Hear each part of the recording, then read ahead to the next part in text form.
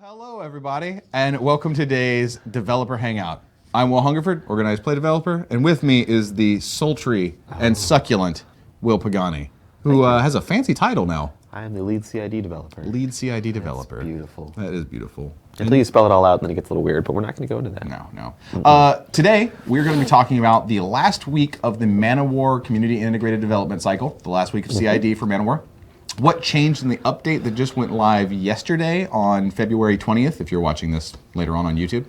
Why those changes were made, and kind of just wrap things up as the cycle starts to come to an end. Sure. I think we're also going to talk about a couple of the models that didn't change. Yeah. Just kind of give our ideas behind them and that kind of stuff. We're also going to be taking live chat questions. Yep, if you're watching this on YouTube later, we have both our Facebook and our Twitch stream up at the same time, so we'll try and call out the username, say their question, and then repeat an answer so that you know the context of what it is we're responding to. Yes, yeah. Let's jump right in, shall we? Shall we? The first thing up alphabetically, also partially by release date, so really no order at all, is the demo core. Demo core got themselves a little point drop. They dropped 1 point. Yeah. They were 1015. They are now 914 for their minimum and maximum unit, which is 3 or 5 guys. This unit has had a lot of feedback going on in this cycle, and they, depending on who you talk to, they've either hit a mark or missed a mark. So it's been a reasonably contentious unit as we're going through, and a lot of people have a lot of different ideas about what they want the demo core to be doing. So our current idea is that they can deal with higher threats by having a higher POW. Shatter is one of the things that we've added to them in this cycle that sort of allowed them to synergize with specific warcasters better. And just K-Door better in general. There's a fair amount of crit freeze and different things available in the faction. Yeah. So where Shatter has been pretty solid, we didn't feel like it was quite enough, so we ended up dropping it another point. And we've seen a lot of feedback like, well, demo core can't always necessarily trigger this shatter themselves, and that is true, but we like it when units have to use other things in the faction or other casters in the faction and stuff to trigger their abilities because it creates interaction between models. In worst case scenario, they're just hitting at a puny palpable strength 16. Sure. So, like, even if you don't get the shatter, they're still beating stuff to death with their hammers. Correct. And then of course there are other casters that just simply have damage buffs that they can apply to these guys very effectively, like Fury, which are one's feet. They definitely just kill the world. Yeah. So. Eric Collins, real fast, on Facebook says, when is the Legion CID? We just finished one. The Primal Terrors Legion CID wrapped up. Correct. So that was, I would hope, Eric, you are up to date with that, and if you're not, why not, bro? Yeah. And that leads me to believe that he's assuming when is it going to come out in terms of public release? Hopefully pretty soon. Probably in the next month or so would be my guess. Talk about Beast 09 real fast. Beast 09 got a small quality of life change. Beast 09 picked up Immunity Cold. Being this is Sorcerer's Bond to Jack, it just thematically made a lot of sense and is nothing but basically a net positive. More importantly, it lets you put, is it Chiller, I believe, from the... Winter's something, but it gives it Chiller from the... From the Forge Seer. Correct, yes. So, lets you put Chiller from the Forge Seer, who is in this theme force. So, small quality of life change, and we hope people will get to play with it. Yeah, and I don't think that that change necessarily affects Beast 09 very much, because he's already Mat 8. He's murderous, so he gets boosted attack rolls against warrior models. But it does let you put it on him and then apply that debuff for other things and for other models. Also, in the sweet mirror match, Sorcerer 1 can't freeze your Beast 09. Yeah. Super relevant. Super relevant. Hey, that's our thing. You can't take our thing. I can do whatever I want. That's our thing. I'm a privateer. That's what we do. Okay. You steal my stuff now. Victor. Ooh, Victor. Victor got some saucy changes. Aggressive. Aggressive changes to Victor here. He didn't actually gain anything. He only lost drawbacks that were on his card. So he had a minimum range of 6 inches. Nah. We don't need that. And he had inaccurate on his Siege Mortar. Gone. Both those rules were removed from this card. What that does is, honestly, it just lets him be significantly more efficient and affect a much larger portion of the table. Yeah. It also lets you shoot a crater point blank at somebody who runs up to your feet, which, imagining him try to bend over to get that cannon to shoot down at somebody at him is just hilarious. No, he doesn't shoot it down. He shoots it up. Straight up. Doosh, and he just stands and looks at the Idrian who's like beating on his toe with like Yeah. So we got pretty aggressive with Victor here. We've been dropping his point cost pretty aggressively as well. I believe he started the cycle at 38. He's down to 34. Yeah. He's picking up these rules here, or losing these rules, I guess, really to see if we can find a place for Victor. We're already getting a lot of positive feedback on this from our post yesterday. People really like how it sort of created a different spot for a Colossal in Khador versus Conquest. Conquest seems to be the more aggressive, melee-oriented one, even though they're both the same in melee. But his guns and the covering fire, the creeping barrage, I guess they're called. The Victor's the sit back behind the lines and just drop those and giant shoot and shells. sort of be that backline melee threat at the end of the game. So that's sort of where we see these two Colossals at the moment. People are already giving positive feedback there. I don't know how they couldn't be excited about these changes. They're purely good. There's another change though. We don't want to gloss over the flak shots went up to the flak cannons went up to range 12. Yeah, small quality of life, but still important. And I think this helps him sort of solidify as that longer range shooter than necessarily the Conquest is. Yeah. So there are a couple people that are concerned about a range 20 arcing fire weapon.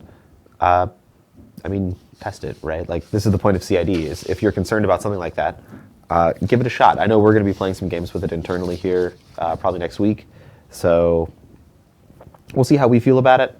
At the moment, personally, I don't see too much of an issue with it. It is still only rat 4. You can artillerist and aim to 8, which is fine. Like, that's a good rat, right? That's good. But it does require you to aim with a 34-point model, which is the no longer contributing scenario, so I think you're trading off a lot here to get this accuracy out of Victor, and I'm interested to see how it's going to affect games. Real fast, we do have a question from the Legionnaires. Was how well has the feedback on the Theme Force change itself been received, and is the Theme Force still doing what we want? I think we can just hit that real fast. Yeah. The Theme Force changes since we added the advanced move changes have been very well received, and the Theme Force is doing what we currently want. In Man of War they're deceptively slow. When I say that, I mean, if you look at them on paper, they say speed 4, but there's so many different buffs from Covenant giving them +2 speed, things like Old Witch Balance charging them, Kozlov's feat, and then something like the advanced move in Theme Force. We like the idea of being able to layer the Theme Force benefits and the support specifically from your casters to turn this slow-moving brick of steam-powered monsters into something that gets in your face and can provide real scenario pressure. Into like a normal moving scenario type game, right? Like, these guys aren't going to be past scenario zones on the top of turn 2. No. It's just very unlikely for that kind of stuff to happen, but to have them really be able to contest scenario zones and play the game, at the very least not lose on scenario very consistently, I think is important. Personally, I'm still a little on the fence about the changes for the advanced moves, so I'm sure we'll discuss it more internally. I don't really see it changing, though. I'm super happy with it.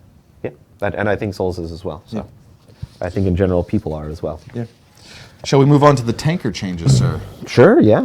Why don't you inform us of what all happened with our suppression tanker? So the suppression tanker dropped down to power 10 on its volley guns, and this is a pretty substantial change here. The suppression tanker has been kind of running the CID because it started out very strong, and then we did some changes to it. We didn't really like where that put it, and then we kind of reverted some of them, changed a couple other things. So we've really been playing with this model at the moment. It's been a roller coaster of emotions. It has, and I think the POW 10 is really going to get us there, because if you want your suppression tanker to be killing harder targets, you need to bring some sort of caster buff, like a Butcher 1 feet or a Sorcerer 2 feet, something like that. And that's, I think, where we want this thing, is we don't want it to just like walk up and kill a Warcaster, right? Yeah. And at POW 12, it threatened a lot more Warcasters than we would have liked. At POW 10, it's significantly less threatening. There's also a solid chance that your more durable infantry in the armor 16, 17, 18, 20 range is not going to get just gunned down by this guy, right? So adding in just a little more counterplay to it in the form of other things that can be good, we like that option here. I mean, he was always supposed to be the more anti-light infantry tanker, right? You have the heavier tanker and the strike tanker, and now bring those guns down to POW 10. He still has the spray 14 if you need it, but he's more in line with where he should be, and I think also doesn't just smother the strike tanker in terms of viability, where you look at the two and go, I'll take that one every single time. Yeah. We want them to be equally viable, but obviously they go in different lists and different builds. And the strike tanker did pick a back up dual attack. Our logic behind that was his gun's on his shoulder. His hands are free. He can punch stuff. Yeah, my logic is better for gameplay, but it's also cool. Why not both? Why not both? It could be both. It could be both. It's both. We like it when things are good for gameplay and make thematic sense. Correct, yeah. It's always the goal. It doesn't always work out that way, but it is always the goal. Yeah. And I believe that was all the That's all of our changes in the changes for this week, updates. yeah. So let's talk about some of the stuff that maybe hasn't changed or feedback we received on topics we want to discuss. Sure. Where do you want to start? Source 3? Sure. Yeah. We can start there. Because Source 3 is always a really important one, and being the caster in the cycle, she's definitely going to be like, well, I mean, Malakoff 2 is also in the cycle, but being the new caster in the cycle, she's obviously received a ton of feedback, and a lot of people are very excited. Plus, it's Sorsha. She's like one of the most iconic characters in the entire setting. So last week, when Oz was on with me, we had said that we wanted to do a little bit more to Sorsha. That opinion has actually changed. We got a lot of feedback from a bunch of different battle reports and a bunch of the feedback forum stuff where people were having very successful games with her, and they were doing really, really cool stuff with her. Yeah. She gained, I think, almost a full point of rating in the feedback forum over the last week. Mm-hmm. So we're really starting to feel like she's in a great spot. Maybe we just hit a paladin example here where everyone's going to start yelling at me, which is fine. Well, no, you didn't say that we feel that she's perfect. That she's basically perfect. Yeah, basically perfect. We learned from the paladin, or champion of the Order Wall, to never use the term, well, you learned, basically perfect. Actually, I think I did learn. Because if you use that term and people aren't happy with it, the world ends. We get an incredible amount of feedback. The world ends. It's great. So that was always entertaining. Yeah. But yeah, no, I think we're reasonably happy with where Sorsha is at the moment. Mm-hmm. So if you do have problems with Sorsha, make sure to play battle reports. Make sure to give those reports. Because at the moment, people seem to be pretty happy with her and how she's playing. And those of you watching live, you've got this week and this weekend left to put your not a whole lot of time left. About 6 days total. 6 days total. Because we'll just go ahead and talk about it real fast. Monday, the Steamroller 2018 CID cycle is going to start. You'll see more details on that later. Which is the last day of this CID as well. So there will not be a break between this CID and Steamroller. Nope. And the reason the Steamroller CID is starting on a Monday instead of a Wednesday is because it's only going to run that week. Yep. So it's going to run all next week and then through the weekend. And then stop the following and Monday. Then stopping the next Monday. That's because the changes on it are compared to the last CID cycle where Steamroller went through kind of a major revision. The changes are much more in line with small tweaks. You're going to see 3 new scenarios, some discussion of the changes of champions, and a few other minor items, but it's not going to be nearly the level that the previous Steamroller CID was. Yep. So it'll be a fast and furious. Oh yeah, I expect CID. A lot to come in that week. Should be good. What other Khador stuff in this cycle, though, that we want to talk about that maybe hasn't changed or we're feeling pretty good about? So I do want to talk a little bit about the Juggernaut. There are a lot of debates going on right now in the CID forums about the Juggernaut and whether it should be 12 points or 13 points or 14 points. A lot of people that play other factions are bringing up that the Juggernaut is still an incredibly efficient, close combat heavy, and I think that is still true at 13 points. Yep. I doubt we're going to be increasing its point cost anymore or changing anything else on it.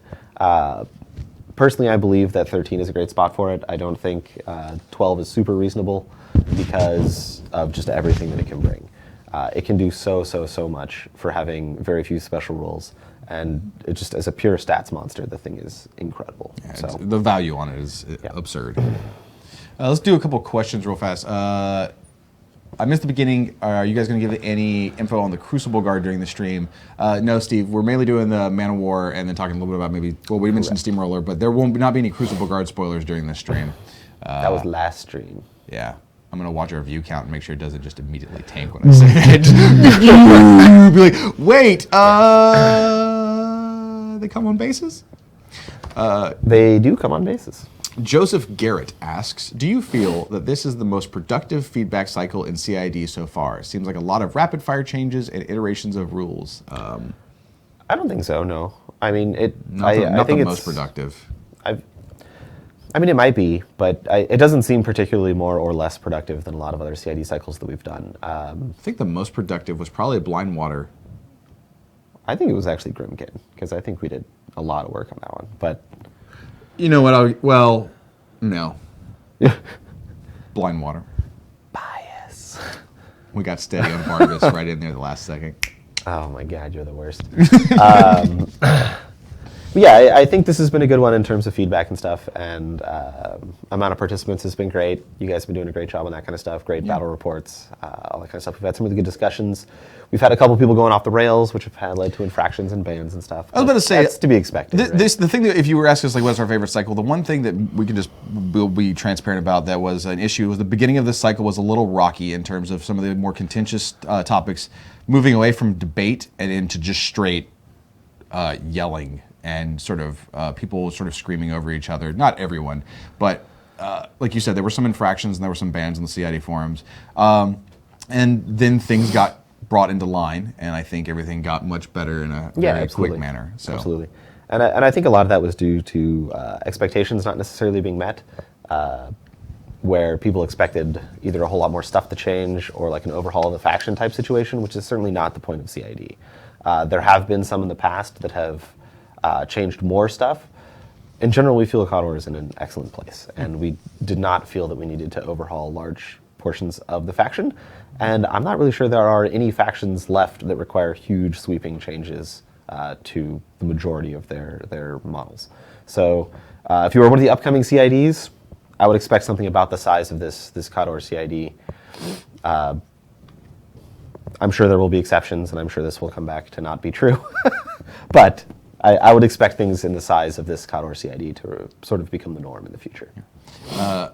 Man, how do you? I don't even know how to spell that. No, I know how to pronounce this. Tycho Northriel? Tycho Northriel? I said spell it, and it's literally typed out in front of me. Yeah. Tycho Northriel asks, siege weapon is too much to hope for on demo core, I imagine. Too much damage with the Irsks versus huge bases. I mean, I don't think it's necessarily too much to hope for, but I'm not sure it's the direction that we really want to go at this point. Yeah, it might be just that push that pushes them a little too far, especially with the new point drop, dropping them down to 914. And like you said, there's plenty of things you can stack, like such as Irisk and a couple other casters that would push them into a very dangerous range for that unit.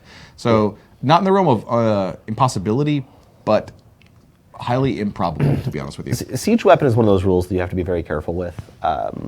It's on the Marauder at the moment. It's on a couple other things like the Siege Crawler, the Strike Taker, that kind of stuff. And giving it to like entire units of infantry, especially ones that can vengeance and attack 3 or 4 times and then charge. Get retaliatory strike from a Tannis and then get advantage. Right. Like it's dangerous to do that. We don't really want to ever see something where like Demo Corps walk up and kill 3 battle engines in one turn, right? Like that's too much. Sure. So this is a question that I think is going to tie into one of the things we wanted to probably talk about here in a second. And I'll let you field this one because I know you've got some pretty strong feelings about it. Tsunami 1K asks, are the Decimator or Dracoon going to be looked at anymore, or are they considered to already be in a good spot? Well, specifically the Dracoon is something that's been doing a lot of generating a bunch of feedback. People want things like Assault on it, additional attacks, that kind of stuff. To me, this guy's already pretty crazy. Like, this guy is a POW 14 Weapon Master. He's got Mat 8 impact attacks. Yeah. He already does a ton. So like, I'm super happy with where the Dracoon is at the moment. And then if you have ever sort of hung out with me and talked about Khador in general, the Decimator is one of my favorite Khador jacks. So dropping in a point already was really great for me. Yeah. It's like one of your favorites? This thing. It's one of my favorites, yeah. Is it the chainsaw? No, it's actually the gun. I love playing it with like Sorcerer 1 and stationarying stuff, and then having to just walk up and kill a heavy. Sure. Like, it's awesome. So, but it also is a giant chainsaw.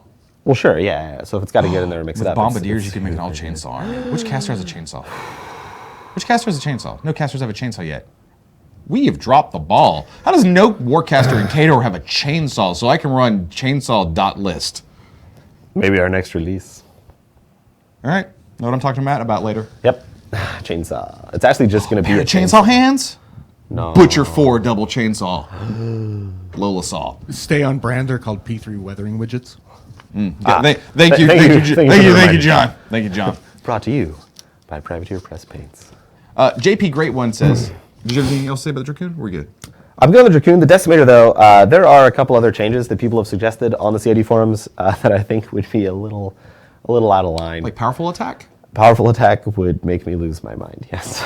Even if it went to like a reload 1 situation instead of rate of fire 2, I still don't think that would it would decimate the balance in that model. Ooh, cut it right in half. You guys are the worst. And by you guys, I really just mean you because they're great. Yeah, you're all great. Yeah. Are we expecting to see more changes to them? It's unlikely at this point. I'm not going to say no because anything can happen, right? Like maybe the Decimator comes out and it's actually in a 2/2 now. Yeah, It's a whole new kit. Dallas will kill us all. Not impossible, but highly improbable. Yeah. Yeah.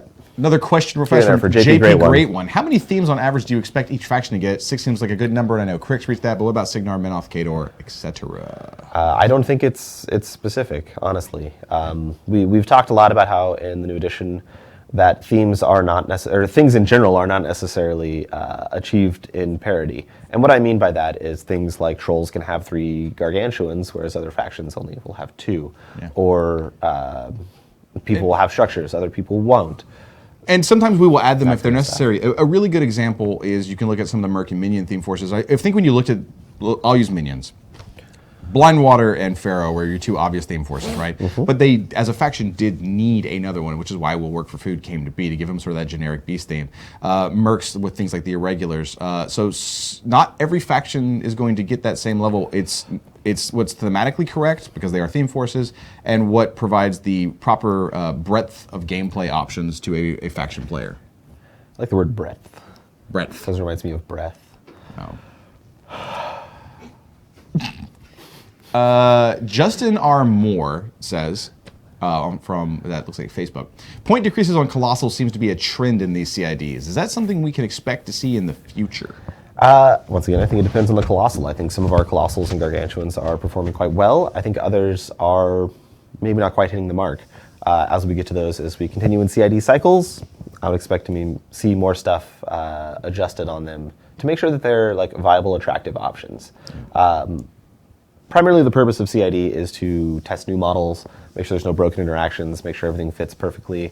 Not even necessarily perfectly, but just fits well, right? And you have interesting things that are coming out for your faction so that you can get excited for them. Yeah. That's step 1. Step 2 is taking a couple older models that also fit into a theme force and tweaking them to make sure that they have a place, right?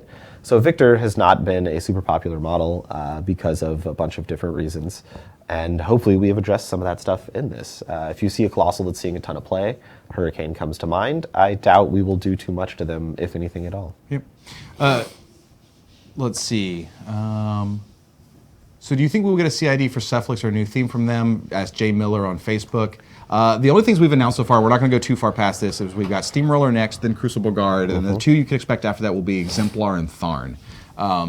But in the near future, we'll be announcing some of the upcoming CID cycles, so we just haven't said exactly what they're going to be yet. What they're going to be or when they're going to be. Yep. So I know Oz had an insider that teased a couple. Those were certainly not necessarily teased in order. And yeah. Vinny Vidi Miniatures says, how long will it take before the mini factions get more updates and minis? So limited factions like Grimkin and Convergence, they are limited factions for a reason. You will see things from time to time, but think how long it was for Convergence till they got Orion. Those factions are more or less complete, and if we have small items we want to add where we can, we will, especially with things like the 12 Factions of Christmas. But I would not expect major releases on a regular basis by any means for them. Certainly. That's one of the whole concepts of the mini factions. Yeah. Do you see any questions you want to answer? No, I can't really see anything between the cold medicine and the bright lights. Matthew Bunting says, hey Will, I think Batman is better than Superman. Agreed. How dope will the keynote be this year on a scale of 1 to max dope? I just assume it's going to be max dope. I actually don't even know what we're talking about on the keynote yet. But if it's anything like last year, it'll be sweet. Yeah, it'll be maximum dopeness. And I'm glad you agree on our choice of favorite caped superhero.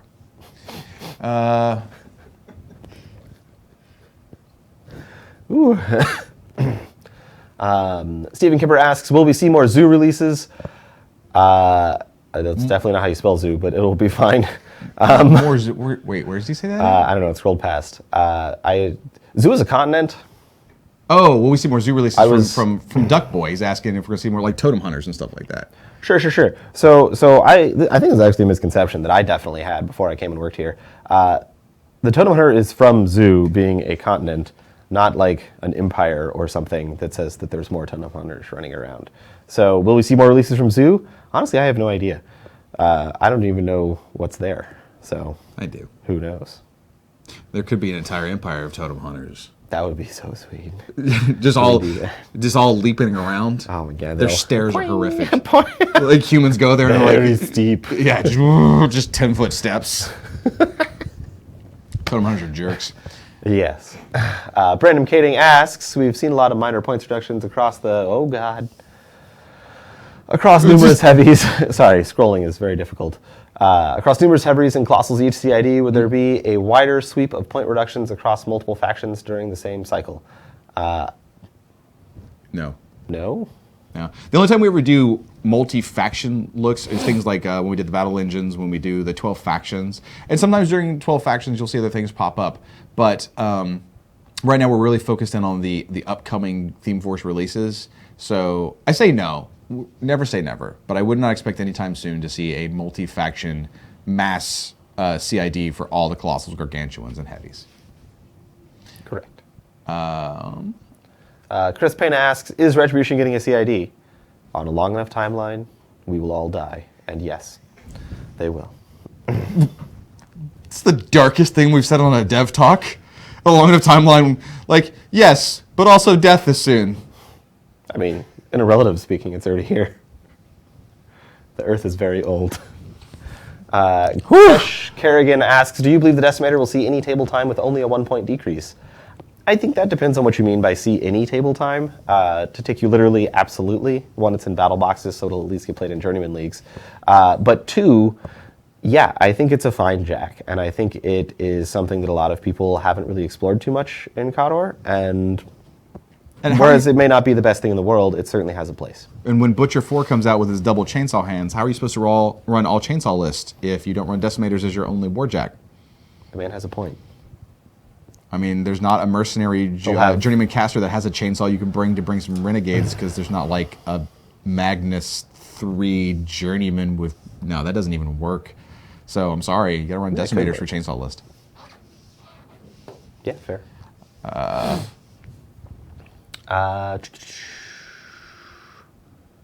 Let's see, I don't see any of those. Yeah, I don't see any other questions at the moment.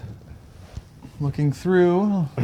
my boy CJ Hughes here in chat. Why do you all hate character jacks? We don't, CJ. We actually love character jacks, and we would love to see them in more theme forces. We hate character jacks? No. I love them. Ooh, Beast 09 is awesome. This game immunity cold for that mirror match. Plus Ruin. Ruin is my favorite KOTOR character jack, by the way. Yeah? Why is that? Is it because he's wearing one of my favorite models on his shoulder? A, I think he's amazing on the table, and B, the idea of Butcher's personal jack just running around, just beating everything to death and stealing your souls is great. I'll swallow your soul. That's how Ruin sounds in my head. It's exactly at Evil Dead. It's perfect. We'll see if we have any more questions that pop up here in a second. And then after that, Then we'll be cutting out. And Andre asked, when can we expect a Pharaoh CD? To reiterate, we've only announced the Exemplar and the third one after Crucible Guard, so we haven't announced all the upcoming ones. You'll get more information coming soon.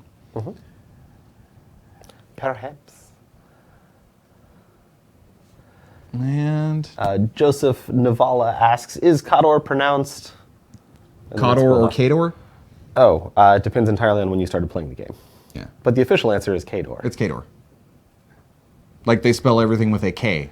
It is KOTOR. Except for Armored Core, which is with a C. What? Yeah. We're going to CID that. I don't think we are. We are literally currently CIDing it, but it's with a C. If somebody... No, I'm not even going to say that. Never mind. I was going to do a call to action to get it changed to a K and then realize that could end very poorly. Let's not do that one. All right, guys. So we're going to start wrapping it up here. If you've got any other questions, make sure to get them in real quick.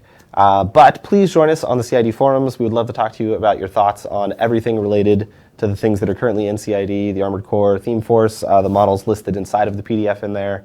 All that kind of stuff is all up for grabs. You can chat with us there, hear our opinions about very specific stuff. You can express your own opinion to us about those things, and we listen. We do. Yep, and speaking of talking and listening, every Wednesday we do the 10 a.m. Pacific dev chat. I'll go backwards. Every Tuesday we do the weekly Rumble where staff members get on here and play a variety of different games. What are we doing next week? Next week, Will Pagani and I are going to play a Steamroller 2018 game of War Machine, that our me? first weekly Rumble War Machine game. Is that me? That's you. And every This cold Thursday, medicine's the amazing. one of, in my opinion, my favorite stream to listen to while I'm painting myself is Dallas's Get Your Paint On, where you can listen to Dallas talk about new painting techniques, see whatever cool thing he's doing. Also, if you're watching this on Twitch or Facebook, please don't forget to like and share. And if you're seeing it on YouTube, please subscribe, follow us on Twitch. That really helps us know that these videos are important to you, that you enjoy the content we're producing, and also let us know what you would like to see more of, both on the Weekly Rumble, the Dev Chat, and on the Get Your Paint On. We love feedback. We love you. We love each other. We do. We do. So, Tony, I was feeling real lazy today. Like, I don't even want to talk. I don't want to walk. Can you just beam us out of here? Yeah. You're going to get us out? All right. All right, great. Take me, Tony. Well, while we're going out, goodbye, everyone. I'm so lazy today. Yeah? Carry me. I don't think I can, dude. Take me away. I don't have arms anymore. Take me, Tony. This high quality cold Tony. medicine is too much. Take me away. But the joke is, I haven't actually taken any cold medicine.